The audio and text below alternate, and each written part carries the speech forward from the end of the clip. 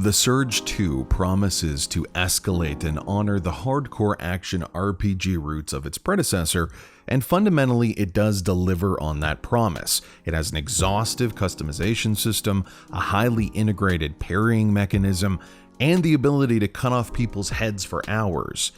And unfortunately, it is just too difficult for me to enjoy. You play in the universe first introduced in The Surge 2, a cyber metropolis where people kill each other with exo rigs adapted with knives, guns, and even kind of lightsabers. How you play is really where the attention to detail was placed, using a system of stamina-based striking, blocking, evading, and of course parrying. A couple of mistakes very early on and you're dead. It's a formula you're familiar with if you've played a Souls game. You die a lot, get a little bit better, and keep dying a lot.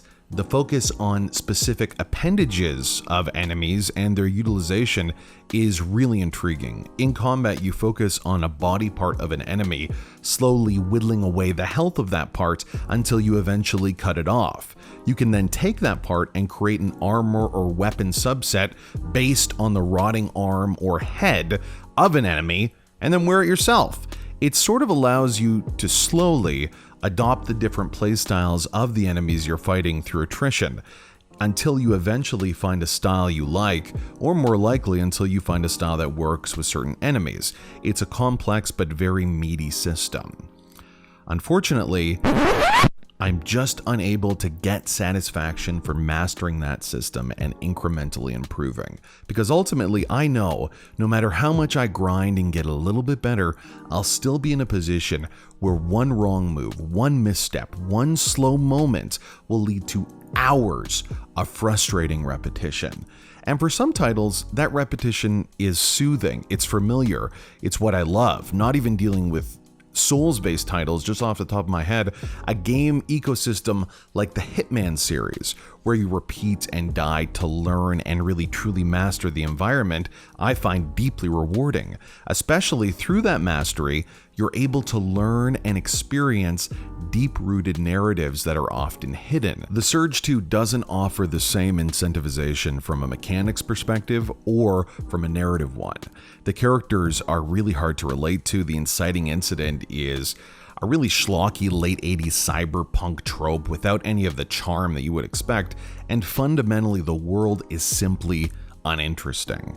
When competing with so many different vast, sprawling, and intricate game worlds, there just needs to be more to sink your teeth into. If we do want to talk about Souls games and Sekiro to make that natural comparison, in many ways the Souls games are much more difficult, but they do a much better job of marrying that incremental improvement with a sort of subversive, hidden narrative exploration. Especially in the Souls games, you get so many different options to do many different things when the tedium of that grind, that constant death just becomes too much. That's not available in Surge 2. What you do get, though, are the tactical notes and warnings that online players can leave, but not having a ghostly robot friend to jump in explicitly forces you to learn and master the systems in place, which really left me feeling like if there was a difficulty slider, I would love to experience and casually learn the really powerful systems that are in place here, the directional blocks, the customization elements on top tier RPG fodder.